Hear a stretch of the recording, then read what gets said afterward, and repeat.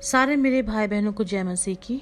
आज मैं परमेश्वर के कुछ वचनों से आपसे बात करना चाहती हूँ। कुछ दिनों से प्रभु ने मुझसे काफ़ी बातें कर रहे थे और परमेश्वर ने मुझसे एक गंभीर विषय दिया और वो विषय है एक प्रार्थना का जीवन। एक विश्वासी की ज़िंदगी में प्रार्थना का जीवन कैसा होना चाहिए, आज मैं कुछ बातों को आपके सामने रखना चाहती हूँ वचनों के द्वारा। और मैं चाहती हूँ कि हर एक विश्वासी अगर इस वचन को सुनते हैं तो प्लीज़ ध्यान से और प्रार्थना के सहारे और आप इसको सुनिए। परमेश्वर से ये पूछिए कि प्रभु आप मुझे इस चीज़ के लिए आप मुझे अगुवाई करें और मेरा भी जीवन एक प्रार्थना का जीवन बनना हमेशा रहे परमेश्वर के सामने, ताकि हम दुआ करने में पीछे ना हटें। What is a prayerful life? Not one in a while. क्या होता है ज़िंदगी में, बहुत मसीहों की ज़िंदगी में क्या होता है कि हम बहुत कम प्रार्थना को फोकस करते हैं। एक मसीहत की ज़िंदगी में क्या होता है, वो सिर्फ सुबह उठता है, उठने के बाद वो एक वचन निकाल के प्रार्थना पढ़ लिया, प्रार्थना कर लिया, बस उसकी जीवन हो गया। लेकिन अगर हम एक विश्वासी होकर और अगर उसके वचनों को अगर हम मनन ना करें और अगर उस वचन को अगर मनन करके अपनी पूरी ज़िंदगी में लागू ना करें, तो एक विश्वासी के लिए उस वचन को पढ़ना बिल्कुल ही व्यर्थ है।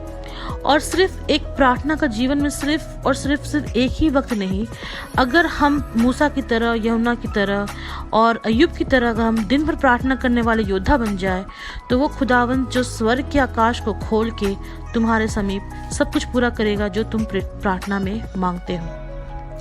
कोई भी हालात क्यों ना हो हमारे जीवन में, चाहे हम खुश हैं चाहे हम उदास हैं, प्रभु ने अगर हमें आशीष दिया है या कभी हमारे परमेश्वर ने हमारे लिए कुछ अलग सोच के रखा है, किसी भी सर्कमस्टांसेस में ये हम विश्वासियों के जीवन में नहीं होना चाहिए कि हम प्रार्थना ना करें। कोई भी हालात हो, हमें हमेशा प्रार्थना में निरंतर रहना है, रात और दिन। एक मसीह के जीवन कैसा होना चाहिए, इस विषय में मैं आपसे बातें कर रही हूँ। That's called a prayerful life. How we can be in with the lord in relationship. प्रभु के साथ हम इंटीमेट होकर कैसे रह सकते हैं, उसके साथ हम किस तरह से हम वार्तालाप कर सकते हैं। बहुत मसीहों से मैंने बातचीत की और उनके सामने एक ऐसा सवाल आया कि प्रभु हमसे बात कैसे करेगा। अगर हम जब प्रार्थना में हम लॉल इन हो जाते हैं तो खुदा से हम बात कर रहे हैं, तो उसकी आवाज़ को सुनने वाले भी हम बने, अपने कानों को खोल के हम प्रार्थना करें कि यहोवा हमसे क्या बातें कर रहा है। ठीक है, अगर हम सिर्फ खुशियों में प्रभु को याद करते हैं, दुख में हम भूल जाते हैं, तो हमारा ये प्रार्थना का जीवन नहीं कहलाता है। हमें यहोवा के सामने हर circumstances, whether you are happy, whether you are sad, you always need to pray. You always kneel down and pray to God, and that's called a prayerful life. जब भी हम सवेरे उठते हैं, मैं अपने भाइयों बहनों से रिक्वेस्ट करूँगी कि सुबह का वक्त जो है आप अपना समय परमेश्वर के लिए निकालिए। चाहे हम कितने बजे भी उठें, भोर, चाहे हम आजकल टाइम टेबल बन चुका है, लोग कभी 8 बजे उठ जाते हैं या 10 बजे, खैर 10 बजे कोई नहीं उठता, लेकिन जब भी हमारा वक्त होता है, हमारे हर एक काम से पहले हम परमेश्वर को सबसे पहला स्थान दें। तो ये बहुत ज़रूरी है कि हम सुबह और शाम, दोपहर, जब भी हमारे पास वक्त है, हम परमेश्वर के सामने प्रार्थना करने वाले एक बहुत ही मजबूत योद्धा बने। दूसरी बात जो मैं आपसे कहना चाहती हूँ कि अगर आप एक गॉडली लाइफ, अगर आप एक परमेश्वर की जैसी ज़िंदगी चाहते हैं कि आपका ज़िंदगी एक सच में मसीहत ज़िंदगी हो, तो कोई भी हालात में प्रार्थना करना ना छोड़ें। और सबसे बड़ी बात जो हम आपसे कहना चाहेंगे, अगर हम फिलिपियों का 4 और 6 को निकाल लें, तो उसमें साफ साफ परमेश्वर का जो वचन है यूं लिखा हुआ है कि किसी भी बात की चिंता मत करो, परंतु हर एक बात में तुम्हारा निवेदन, प्रार्थना और विनती के द्वारा धन्यवाद के साथ परमेश्वर के सम्मुख उपस्थित की जाए। हालेलुया।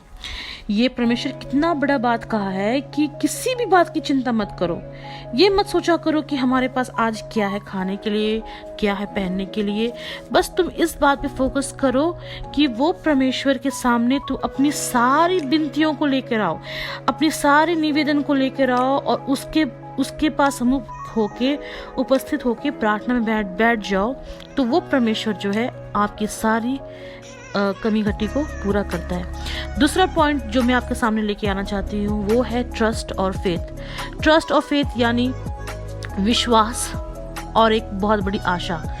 जब हम परमेश्वर पे हम प्रार्थना बिना विश्वास के द्वारा हम नहीं कर सकते हैं।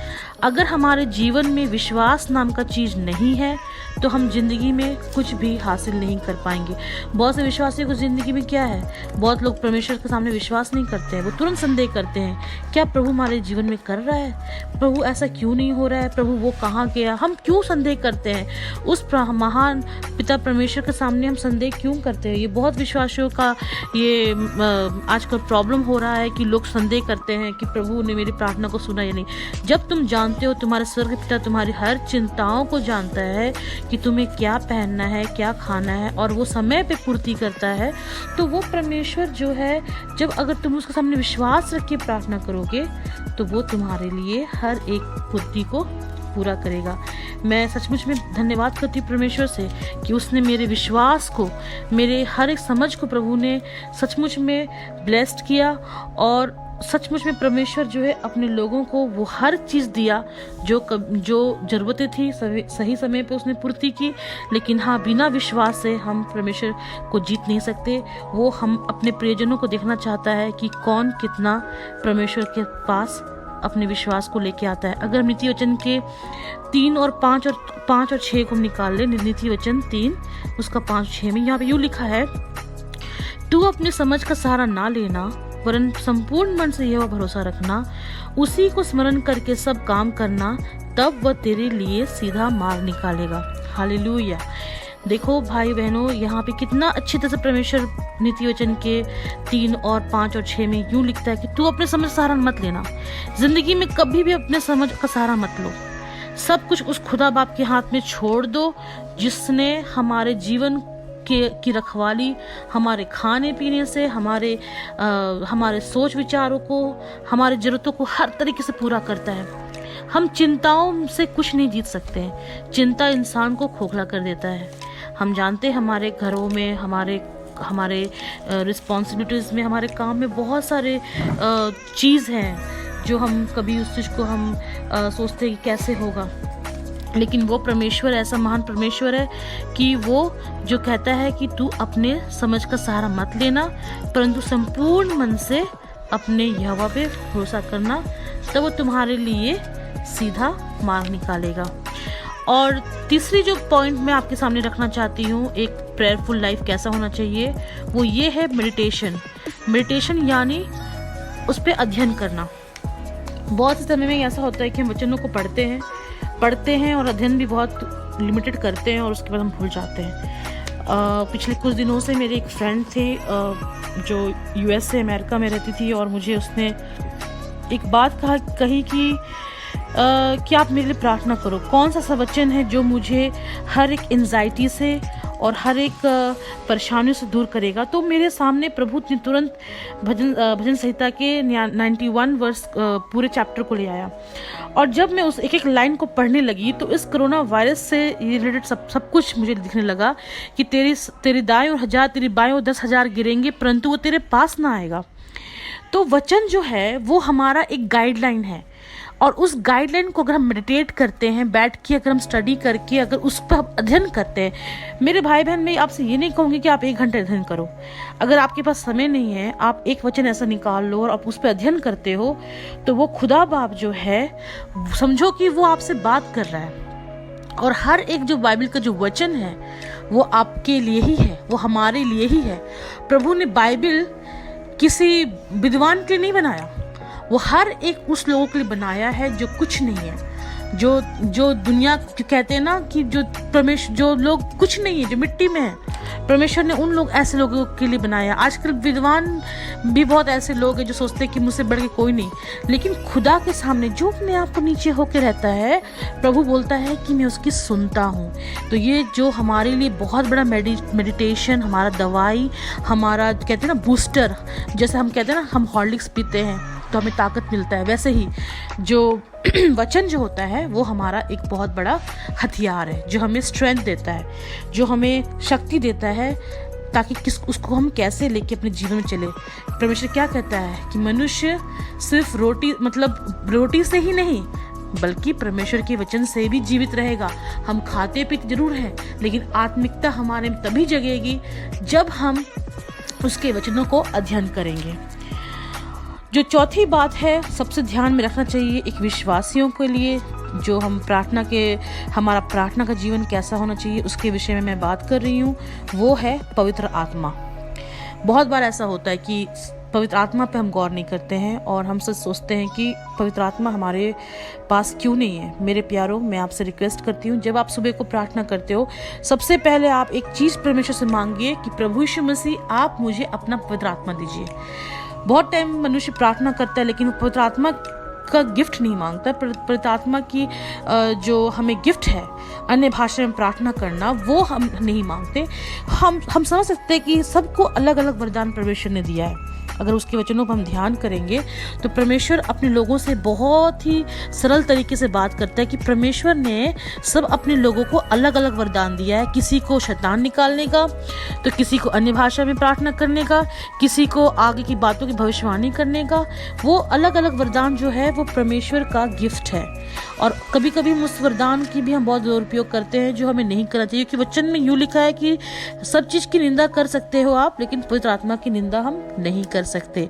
अगर हम पवित्र आत्मा की निंदा करेंगे तो उसकी क्षमा ना इस लोक में है और ना उस लोक में है। तो मेरे स्टडीज़ में काफ़ी सारे मैंने पॉइंट्स को ध्यान से मैंने गौर किया और मुझे ऐसा लगा कि मैं अपने प्यारे भाई बहनों से इस विषय में बात करूं, और मुझे बहुत अच्छा लग रहा है कि मैं आज इस विषय में बात कर रही हूं कि किस तरीके से हमारा प्रार्थना का जीवन होना चाहिए। तो मेरे प्यारों, जो मेरा अलग जो टॉपिक चल रहा है, मतलब जो मेरा विषय चल रहा है, वो अभी है पवित्र आत्मा पर। तो पवित्र आत्मा की अगुवाई में रह के हमें प्रार्थना करना जरूरी है। जब हम सुबह उठ के बोलते हैं पिता परमेश्वर आप अपना पवित्र आत्मा मुझे दीजिए, तो वो पवित्र आत्मा दिन भर आपके साथ रहेगा, किसी भी तरीके से आपको छोड़ेगा नहीं, और वो आपको हर एक बातों के लिए अगुवाई करेगा। याद रखना कि हर एक बातों को अगुवाई करना यानी कि हमें कौन सा काम कब करना है, ठीक है। याद रखना अपने माइंड को, अपने मन को और अपने शरीर को पूरी रीति से परमेश्वर की हथेली में, उसके लहू में कवर कर लो और पवित्र आत्मा की अगुवाई में रह के सारे काम करो। क्योंकि एक प्रेयरफुल, एक मसीही जीवन का, प्रार्थना का जीवन में क्या क्या चीज़ होना चाहिए, ये जरूरी है कि पवित्र आत्मा को अपने जीवन में वेलकम कीजिए। और दूसरी बात जो हम आपसे एक और बात कहना चाहेंगे वो है दूसरों को माफ़ करना।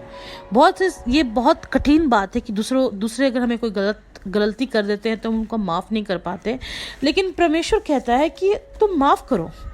अगर हम मन में बातों को रख के हम दुआ करेंगे तो वो परमेश्वर वो दुआ कभी नहीं सुन सकता, क्योंकि आपका मन तो हल्का ही नहीं है। तो फिर आप किस बात की दुआ कर रहे हो?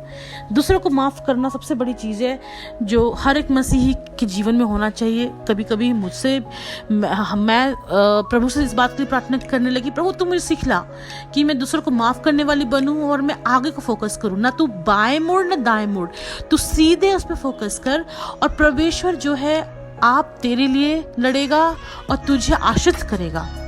हमारे इस पूरे संसार में हम जो भाई बहन हैं, बस हम इसी बात के लिए प्रार्थना करते हैं कि एक दूसरे को माफ़ करो और जितना हो सकता है प्रेम में बने रहो, क्योंकि प्रेम जो है सारे पापों को ढांप देता है। एक अकेला आदमी कुछ नहीं कर सकता, लेकिन जब एक इंसान टीम में रहता है तो पूरी रीति से वो जीत सकता है। आज मुझे बहुत धन्यवाद देती हूँ उस वचन के लिए जो परमेश्वर ने बताया कि हम लोगों के लिए ज़रूरी है कि एक प्रार्थना का जीवन कैसा होना चाहिए। मैं अपने सारे चर्च कलीसिया से अनुरोध करती हूँ कि डेली सुबह प्रार्थना करो, डेली पवित्र आत्मा को वेलकम कीजिए। और सबसे बड़ी बात है कि सिर्फ एक ही टाइम प्रार्थना से नहीं होता, एक मसीह के जीवन में दिन भर प्रार्थना करना है। You cannot pray only one times a day. You pray as much as you can. हम घर पे बैठते हैं, हमारे पास बहुत से टॉपिक से बात करने के लिए, but why we waste our time in talkings? क्यों ना हम प्रभु से वार्तालाप करें, क्यों ना हम उससे बातें करें। मैं अब दूसरे विषय में मैं आपके लिए तैयार करूँगी चैप्टर। मुझे बहुत खुशी लगता है, प्रार्थना के बलबूते मैं प्रभु से पूछती हूँ, मैं उससे बातें करती हूँ, प्रभु तुम मुझे कोई ना कोई एक टॉपिक से टीचिंग दे, सिखला, ताकि जो मैं सीखती हूँ मैं आपको सिखा सकूँ। मैं सबसे आशा करती हूँ और मैं दुआ करती हूँ कि आपसे प्रार्थना बने रहे और एक दूसरे को परमेश्वर में इनकरेज करें। आप सभी को प्रभु में जय मसीह की एंड थैंक यू।